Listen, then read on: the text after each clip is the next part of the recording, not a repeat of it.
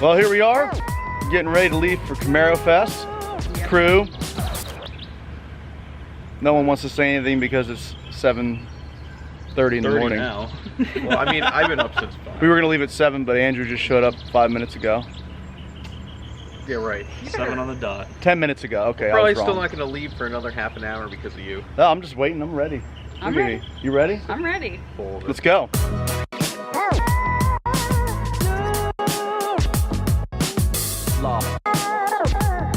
So we are on the road, on the turnpike, headed towards Pittsburgh right now. And we're gonna go around West Virginia this time. Last year I went through West Virginia as well as the previous year, and it's just hard on the truck going over a bunch of mountains and hills. The turnpike's a lot flatter, and you can cruise a lot easier. It's a bigger highway, so I figured this would be a lot better, and it is. The truck is pulling really nice, even with the bigger wheels and tires. I don't really notice much of a difference. I might get like 1 mile per gallon less, so I'm pretty happy with that. Also, a lot of people were saying that they were upset because I got rid of the front brakes on this car and went back to stock. But the funny thing is, everybody seemed to miss the part where I say they were upgraded front brakes. They were power stop rotors and power stop pads. They are still the same size as the stock brakes, but they're upgraded. So the braking is still completely fine, better than stock on this truck. And really, when I'm towing a trailer, I pump up the trailer brakes and the trailer does a lot of the stopping. The truck's towing just great, feels fine. And right now we're heading under the first tunnel. Good old Vlad is taking rollers of the truck. I can't speed up. Lauren, what are you doing? Lauren's driving the car. This is just gonna end horribly. We're all gonna die. Yeah, we're all gonna die. This is the things that Vlad goes through on a daily basis to get really good roller photos. Vlad, I can't speed up that fast.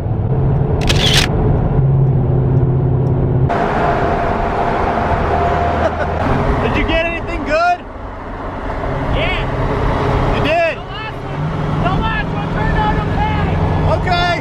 Alrighty, we made it to the first rest stop off the turnpike. I can't believe this, but they actually have E85 at the Sunoco rest stop.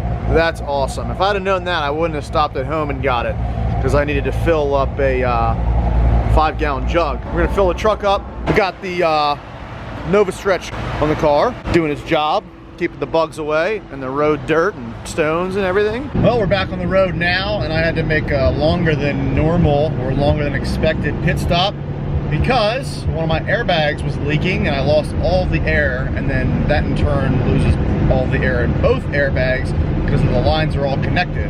One of the lines melted on the exhaust pipe because we hit a serious bump, which is no surprise driving in Pennsylvania. But the good thing is I had all the parts to fix it because I do have extra airline going to the airbags because of that very issue. If something would happen, I can fix it on the fly and continue on my trip. Now we're set to arrive at about 6:30, which will be like dinner time if we don't stop, which I'm sure we'll have to stop here another time or two for gas. So we have just about 250 miles to go and about 4 hours driving. Now, I forgot about this, but Bowling Green, Kentucky is in a different time zone, so they are an hour behind Eastern Standard Time. It may take us 4 hours to get there, but their time will be there in 3 hours. Well, we just crossed the border into Kentucky.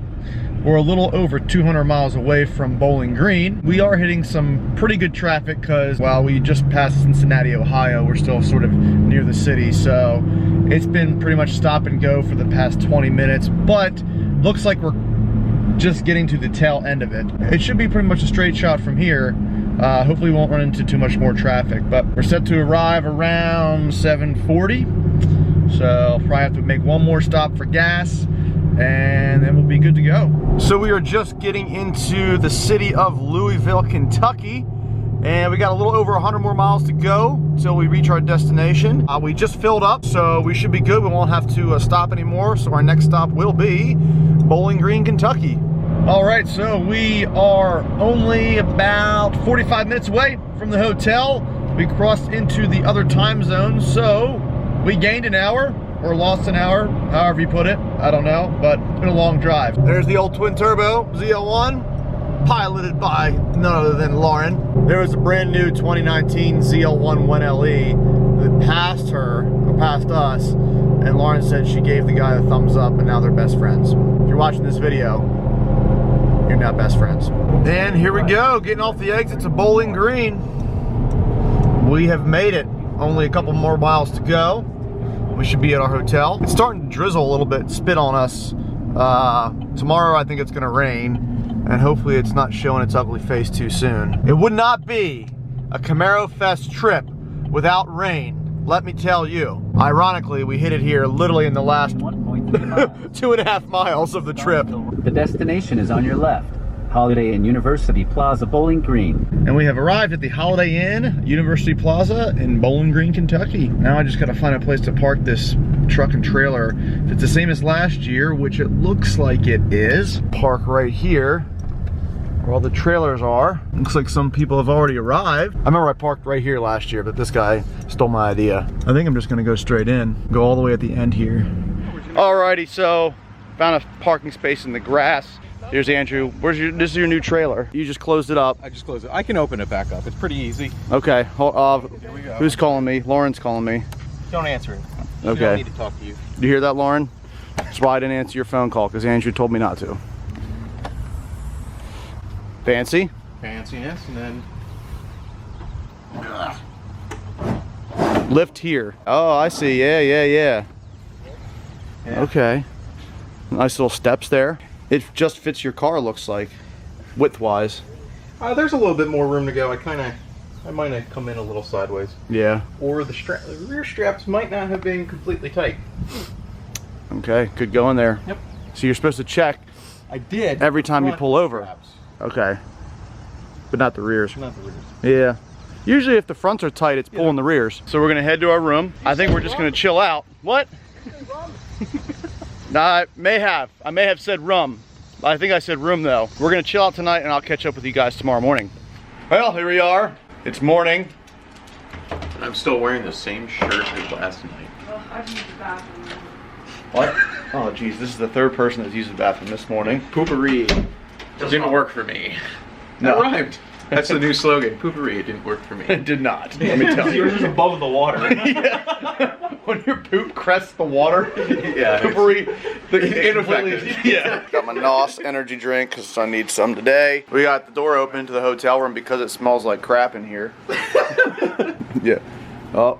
Hi. Good morning. We apologize in advance. Well, that maid hates us now. Anyways, walking to our truck and trailer, here is a new 2500 HD High Country. I don't know how I feel about it. I like the hood. I don't know about the grill. So yeah, this is yep, Allison Duramax. So this is it right here. We got a little step right there. I guess to get up into the bed. And there's a step over there. Interior looks pretty good, but you know what? Man, I'm just not excited about the fact that the interior doesn't look that much different from the previous generation. Like, you'd think they would redo it so it looks a lot different, but I guess it can only look a certain way. I mean, it's just basic truck interior. Yeah, I wish the screen was bigger, like on the Dodge. This would be what I'd be upgrading to, maybe. I don't know, if I ever got a diesel. Although I like my generation. I like the looks of it. I don't know if I like that. What do you think? The front end's a no bueno. Yeah, the front end on that truck's just, I don't know.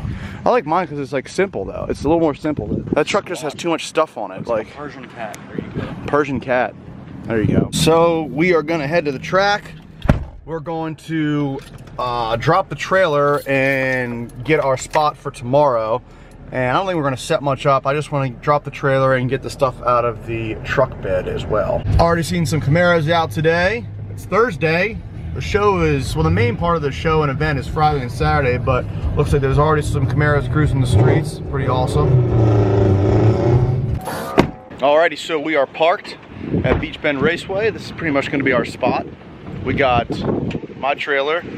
Down the road here is gonna be some vendors. Here comes Andrew, and he's gonna be right in front of me. Yeah, just do what we said before. You're gonna go in front of my truck, back right in, and there's gonna be nobody else. That's it. If we have to pull forward tomorrow to unload our cars, we can do that. So we're just dropping the trailer in Latham, right? Yeah, we're dropping the trailer taking the old mini bike out of the back, the tires, the tables, put it in the trailer, lock the trailer up, and we're pretty much good for today. We'll be back tomorrow morning, Friday, and we'll set everything else up. One of the things I didn't show you guys yet, which is why the car was in the shop since the last race, the car now has suspension. I was able to get a set of dual adjustable front and rear coilovers.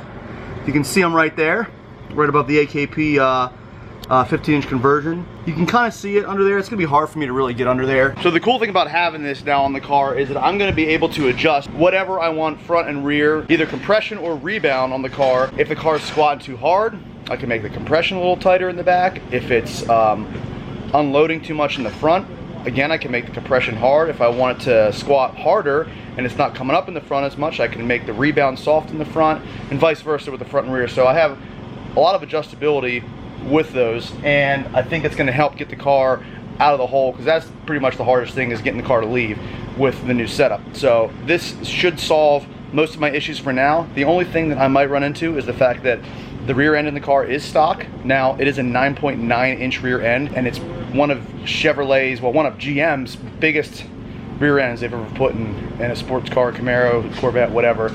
And I've literally heard of no one breaking them. Like, nobody has had any record of breaking the rear ends in these cars. So we'll see what happens. Maybe I'll be the first, I don't know.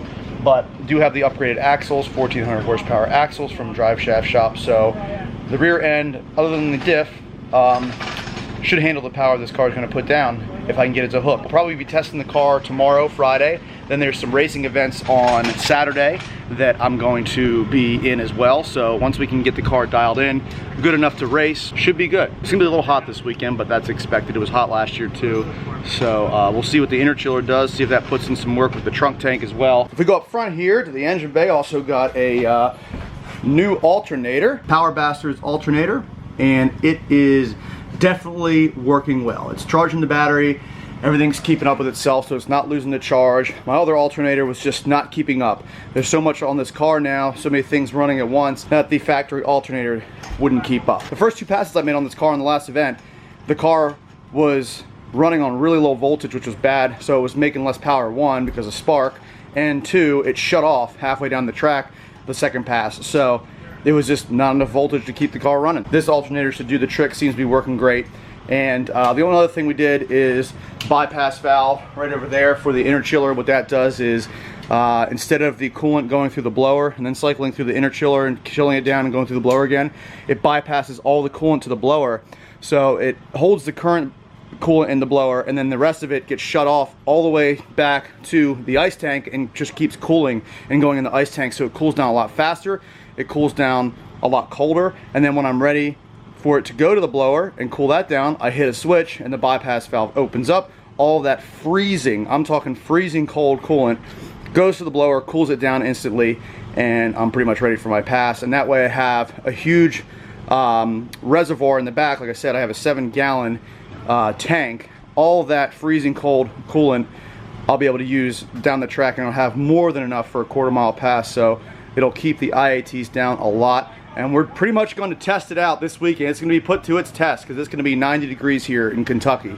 So if it works this weekend, it's going to work anywhere. So that wraps up the first day here at Camaro Fest, which is pretty much, like I said, just a setup day. Tomorrow is going to be the first day of the event. Saturday is going to be the second day of the event. We're going to have a pretty awesome time after the event too, because there's some parking lot parties. Maybe I'll get some footage of it. A lot of funny shit happens at these things, so maybe I'll bring the camera out for it so you can see a little behind the scenes footage of the event. So all the info for the event will be below for you guys in the description, so if you want to come Friday or Saturday, it doesn't really matter. I think they have some stuff going on Sunday as well. I'll be leaving Monday, so I'll be here Sunday, but I think we're just going to go hang out and explore around the area and just chill out for a day after the event, because it's always like, you do the event, you pack up, and it's like late at night, and then you're like, oh, gotta get up early tomorrow morning and drive home. Well, I'm not doing that this year. I'm staying another day and enjoying it.